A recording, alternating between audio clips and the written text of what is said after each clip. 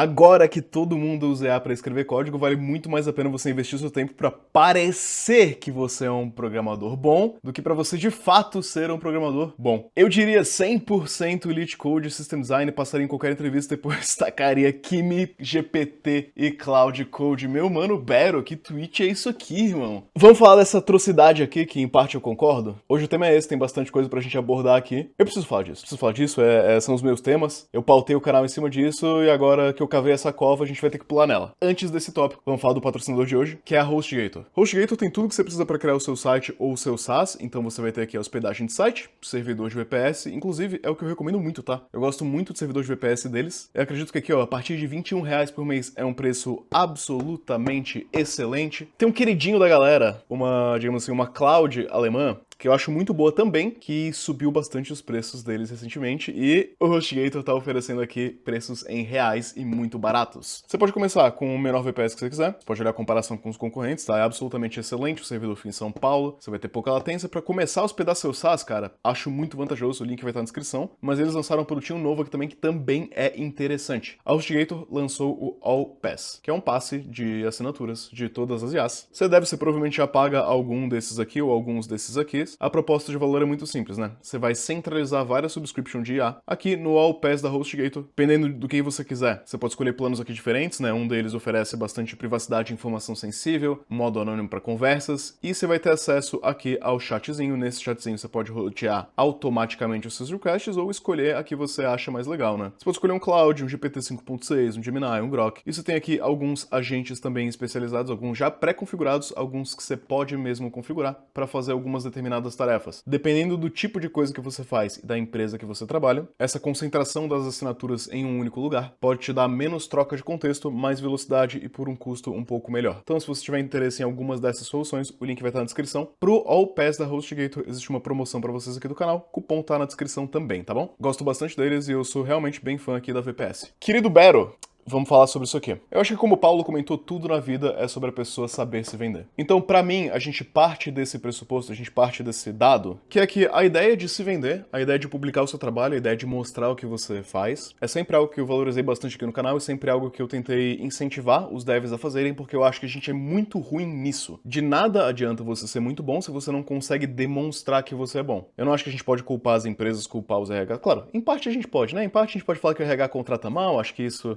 na minha opinião, eu tô tentando consertar esse problema também. Eu tenho uma iniciativa nesse sentido que vocês vão ver no futuro. Estamos tentando ajudar o brasileiro a se vender bem e honestamente conseguir acessar os empregos que ele tem a capacidade técnica de acessar, mas de nada adianta eu conseguir se dentro desse emprego você não vai conseguir se comunicar bem. Então, a habilidade de comunicação, ela é perfeitamente crucial, ela se torna cada vez mais importante porque é o seguinte, antes você tinha o seu trabalho, a gente podia enxergar muito o trabalho de dev como um trabalho que era mais focado, digamos assim, podemos fazer um paralelo com o Waterfall aqui, em fim de cascata, que você tinha, e vamos ser bem genérico aqui, porque, claro, toda empresa trabalha de uma maneira diferente, mas você tinha o cliente e os stakeholders. Partindo do cliente ou dos stakeholders, surgiu uma demanda para uma feature, talvez essa feature seja útil, talvez não seja, não interessa. Essa feature chegava, vamos colocar de maneira ampla, para uma equipe de produto, e essa equipe de produto mastigava isso daqui, e de maneira ampla, isso daqui viravam tasks ou pedidos de feature para devs. E também, lógico, não caía em um dev só, a gente tinha uma área que costumava ser mais segmentado, hoje em dia eu tenho visto uma concentração em menos cargos. Então, se antes você tinha um front-end, um back-end e um DevOps, hoje em dia o que eu tenho visto muito? As empresas, em grande parte, reduziram as contratações principalmente de front-end e elas acabaram mesclando esses cargos num full stack. De DevOps eu acho que ainda mantém um pouco segregado, tá? Eu acho que a área de Ops e a área de segurança. A de segurança eu acho que cresceu, a de Ops talvez, minha visão, tá mais ou menos o mesmo tamanho, mas o front-end migrou para o full stack, em que algumas empresas vão estar contratando, na verdade a maioria das empresas que eu vejo contratando, tá contratando full stack focado em back-end, ou full stack focado em front-end, ou só full stack. E a IA tem aumentado a velocidade de iteração, a gente consegue fazer features muito mais rápido, de modo que eu percebo que essa cascata está se perdendo. A gente consegue obter feedback muito mais rápido, porque a gente consegue prototipar mais rápido, a gente consegue gerar código mais rápido. Você pode argumentar, galego, mas o código tá vindo todo bugado, alguém vai ter que consertar isso daí no futuro, etc, etc, etc. Eu concordo com você tem um ponto bem razoável aí, porém, a sua percepção não interessa muito. O que interessa é o que as empresas estão fazendo. Elas podem vir se arrepender no futuro, eu acho que em parte a gente vai notar que os cargos de dev não vão sumir tanto quanto tá todo mundo falando, mas a gente tem que lidar com a realidade, como ela está posta nesse exato momento, e como ela tá posta nesse exato momento. Eu tenho visto as iterações muito mais rápidas, eu tenho visto essas indas e vindas muito mais rápida. O tempo que demora pra você pegar uma feature, pra você pegar um MVP, pra você criar algo e jogar na cara do seu cliente e falar, cara, isso aqui tá bom ou não tá, foi reduzido tanto que eu vejo as equipes trabalhando de forma um pouco mais multidisciplinar. Você tem empresas que a gente tem visto pessoas de produto abrindo pull requests. Geralmente o dev revisa, o dev formata, ele faz melhor e tal, etc, não tem problema. Mas a gente tem visto essas coisas se mesclando. De modo que eu tenho advogado? Cara, essa não é a palavra boa em português, né? Advocate,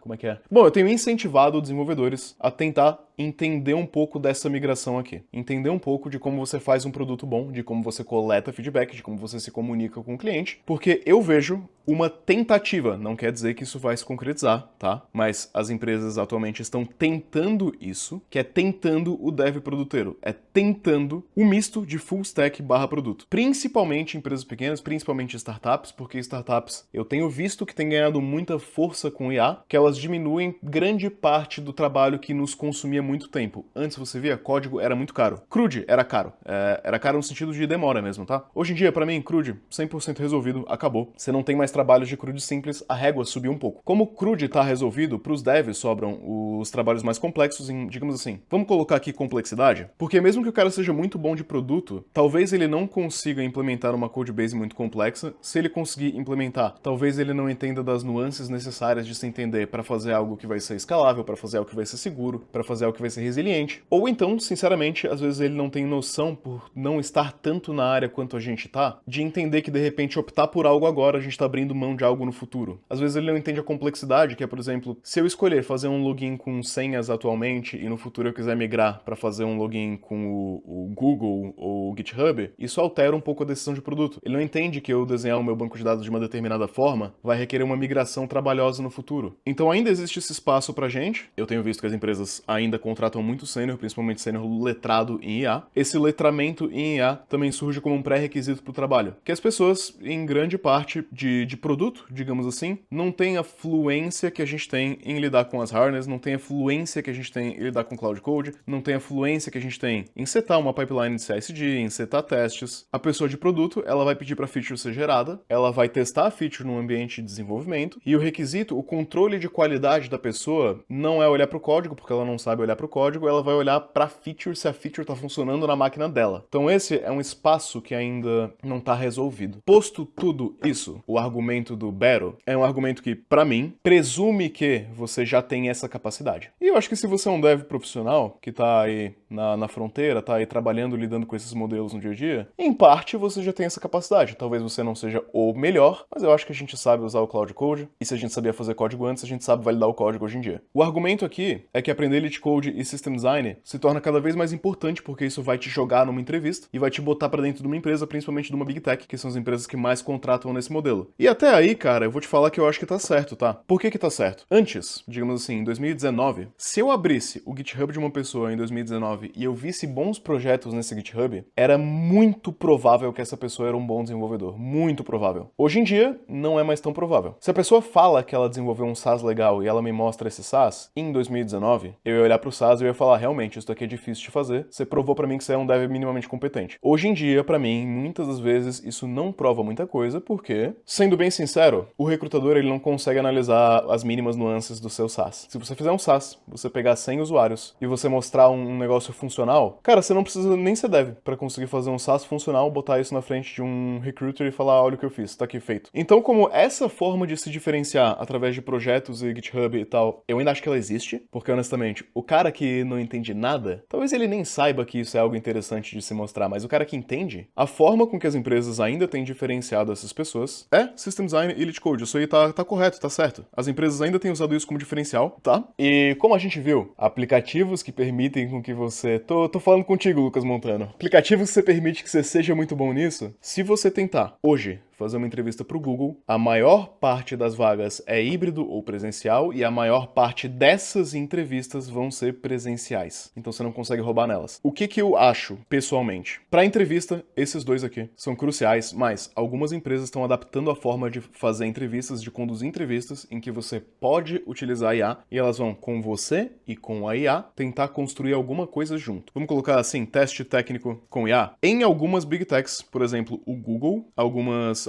subgrupos do Google, porque se você pensar, o Google, na verdade, não é uma empresa, como se fossem 100 empresas dentro de uma. Algumas, digamos assim, microempresas dentro do Google. Por exemplo, Google Maps é uma microempresa dentro do Google. YouTube é uma Big Tech dentro do Google.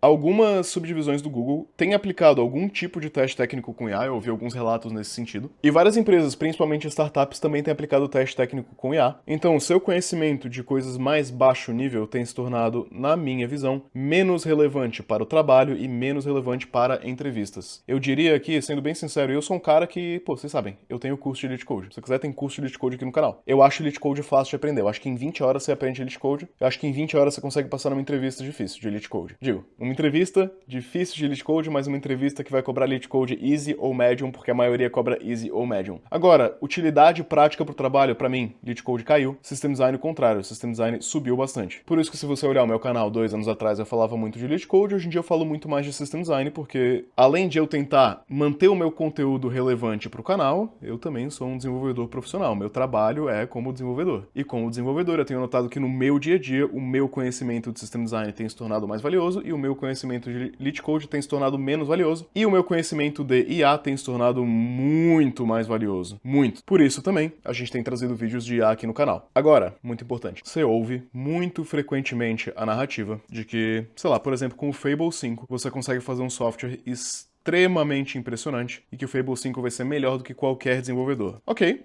vamos partir dessa premissa. Eu tenho o Fable 5, eu consigo rodar 5, 10, 100 agentes do Fable 5 em paralelo. Se ele é melhor do que qualquer desenvolvedor, ele, em teoria, consegue rapidamente fazer SaaS melhores do que os desenvolvedores conseguem fazer. Então, seria a lógica que uma empresa grande e impressionante conseguiria se manter com poucos devs e o Fable 5. Eu não vi isso acontecer ainda. Seria razoável eu falar, cara, se o Fable 5 é tão bom, manda ele fazer o Figma aí em um mês e me mostra o Figma feito em um mês. Ninguém fez isso. Ninguém ainda fez um competidor à altura do Figma em um mês e ganharia bastante dinheiro fazendo isso. Eu não tô convencido de que isso daqui é o suficiente. Eu acho que existe ali uma certa azeitada no processo que construir software se torna inerentemente iterativo, em que cada iteração vai demandar um nível de atenção, um nível de cuidado, que a gente ainda não conseguiu fazer a IA ter, e eu acho que os requisitos vão mudando sempre ao longo do processo. Tudo isso que eu tô querendo colocar aqui pra você é que, na minha opinião, independente se você acha certo ou errado, o domínio dessas ferramentas aqui, o domínio da IA, ele tá no mercado, eu não acho que ele vai embora. Sabe por que eu não acho que ele vai embora também? Se você olhar o Artificial Analysis, você vai olhar que os modelos estão sempre cada vez mais inteligentes. Mas, para além dos modelos estarem cada vez mais inteligentes, os modelos de fronteira estão ficando cada vez mais caros. Mas eu vejo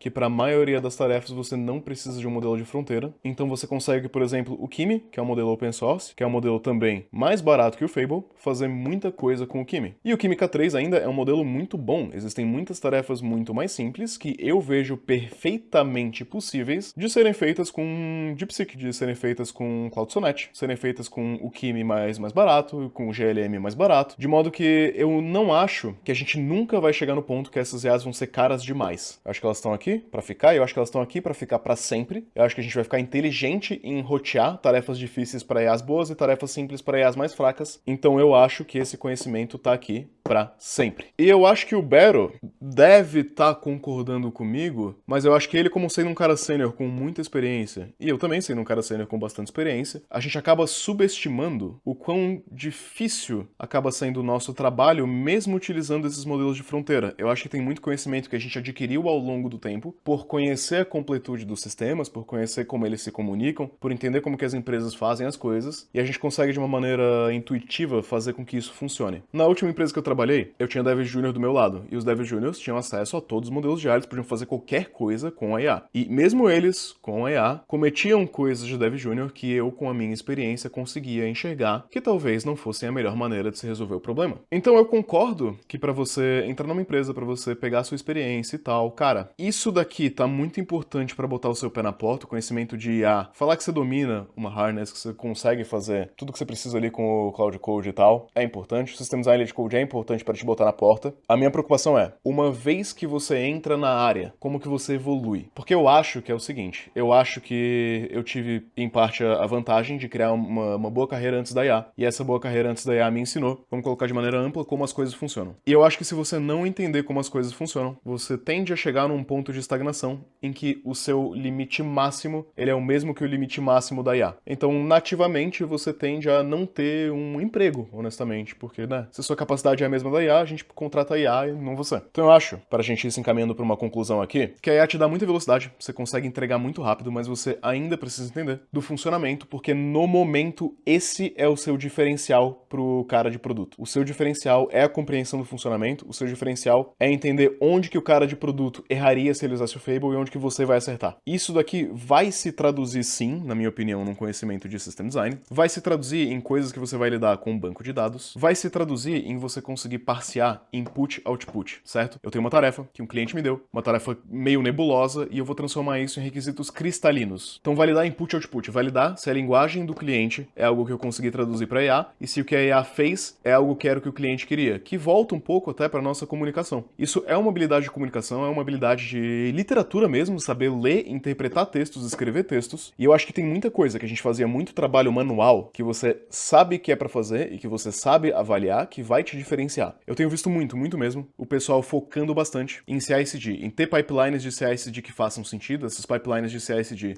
incluindo testes que de fato cobrem os casos de uso, em conseguir mensurar determinadas coisas, mensurar a complexidade ciclomática, mensurar a cycle time, em observabilidade, como que você avalia um log que deu um erro, como que você avalia um erro, como que você corrige um bug, como que você identifica rápido que gerou um bug, como que você volta no pull request que gerou o bug e conserta aquele bug, como que você utiliza de uma feature flag para testar features novas em subconjunto de clientes, identifica que um possível bug aconteceu, um comportamento estranho aconteceu nesse subset de clientes, desliga a feature flag, corrige o problema e sobe. Como que você lida com o contexto? E o contexto hoje em dia está muito centrado em torno de docs, né? Em torno de documentação de qualidade, specs de qualidade. Então eu acho que tudo isso daqui tem um valor muito grande. A sua capacidade interdisciplinar tem um valor maior, e isso eu acho positivo, eu acho bem legal que seja mais interessante, que a gente entenda mais do todo, mais do produto, mais da necessidade do cliente, mais do o que está gerando dinheiro para a empresa, da onde que a empresa levanta dinheiro, quem é o cliente, quanto custa quem paga o quê, quanto que custa usar essa cloud, quanto que custa usar essa outra cloud, quanto que custa a solução, qual é a estimativa de custo dessa outra solução, qual é a estimativa de velocidade. Esse tipo de coisa ainda é bastante técnico e esse tipo de decisão ainda recai sobre você. Então todas essas coisas vão ser muito importantes na sua carreira, vão ser muito importantes você conseguir demonstrar isso numa entrevista de emprego e você argumentar essas coisas numa entrevista de emprego, mas os valores, o valor agregado na sua carreira e até, em certo nível, em termos de contratação, as empresas não confiam 100% no output de IA, credenciais ainda valem bastante, ter feito uma faculdade vale, um currículo bom vale, a contratação tem mudado mais ou menos rápido, mas uma coisa eu acho que se mantém constante, uma coisa eu acho que se mantém bastante valiosa, que é como que você vai conseguir e como que você vai conseguir demonstrar que você entrega software confiável, você entrega software robusto com alta confiabilidade. E o que que diferencia o seu software de eu simplesmente pegar aí um Lovable e gerar um MVP? Qual que é a diferença? O que que você faz melhor? Pensa um pouco sobre isso. Eu não acho que o Beto tá errado. Eu acho que ele tem um ponto muito válido que todo dev precisa aprender a se vender melhor, porque a gente se vende muito mal. A gente é um povo muito técnico que gosta muito de ficar dentro da caverna desenhando as nossas soluções, mas eu acho que daqui pra frente isso não basta mais. Se um dia bastou, se um dia era o suficiente você falar, olha aqui minha contribuição, eu criei um pull request aqui pro Node.js, olha essa minha contribuição, olha como eu sou um dev muito bom. Isso é valioso em algumas empresas, mas a maioria das empresas não está desenvolvendo o Node.js. A maioria das empresas está desenvolvendo um CRUD simples. Nesse mundo novo, você precisa aprender a se diferenciar, e eu acho que boa parte da sua diferenciação vai ser conseguir fomentar um ambiente onde a única possibilidade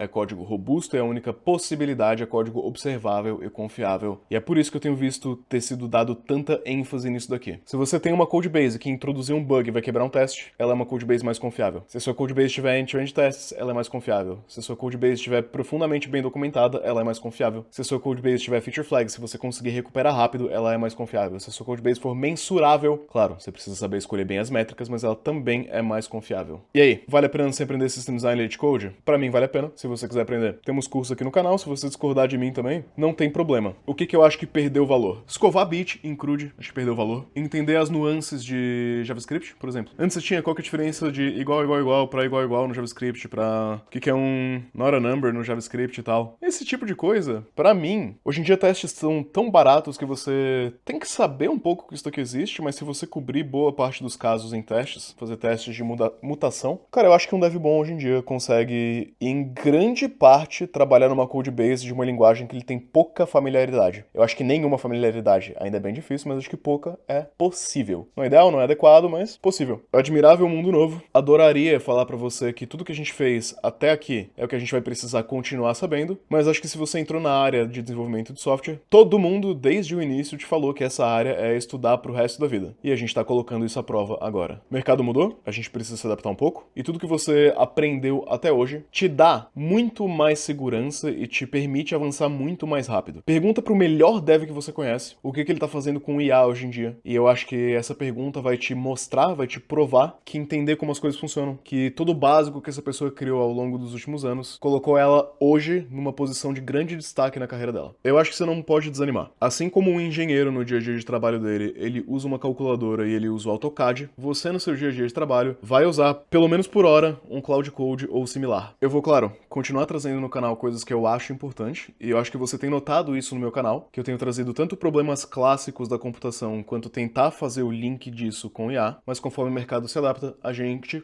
tem que se adaptar também, tá? Não desanima. Na minha perspectiva é a seguinte: olha pra inteligência artificial como um trator gigante. Se antes você coletava ali a maçãs na mão, maçã não é um bom exemplo, né? O que um trator coleta com facilidade? Trator não coleta nada, né? Trator ara a terra. Se você arava a terra antes com uma enxada, é a enxada que é usada pra arar, ou com arado, bom. Hoje você vai arar a terra com o trator, você tá estudando um pouco do trator. Eu acho que essa é a visão. Eu acho que também, cara, se software gera valor, e se entender de IA te permite gerar muito software com muita qualidade, talvez pode ser que o mercado piore, que seja mais difícil você conseguir um emprego. Não tô negando, tô achando que isso pode ser verdade sim. Mas diferentemente de um trator, você não precisa de terra pra manusear a IA. Você precisa de um PC e o PC você tem. Até com modelos baratos você consegue ter um output absurdo, com tipo $20 por mês dá pra ter um output bom utilizando os modelos mais baratos. Daqui a pouco a gente vai ter bons modelos locais que você vai conseguir rodar no seu próprio PC. Hoje em dia ainda não acho que tão bons, mas acho que eles vão chegar. Eu acho que principalmente se você tem essa pegada multidisciplinar e uma pegada empreendedora, cara, acho que você vai nadar de braçada. Se você é o cara que ama escovar bit, você só gosta de escovar bit, eu vou ter que ser sincero e falar que eu acho que o cenário tá um pouco pior pra você e você vai ter que se adaptar mais, tá bom? Isso tá vindo de alguém que, cara, se você acompanha meu canal, você sabe que eu adoro escovar bit. Eu fazia vídeo discutindo velocidade de else, if else contra switch case, né? Fiz benchmark de velocidade de otimização do C. Nossa área sempre muda e vai continuar mudando. Se isso te desincentiva, velho, é a vida. Todas as áreas requerem uma certa atualização com o passar do tempo, a nossa requer mais. Se você quiser parar de aprender, cara, sai da área de software. Você não pode querer parar de aprender.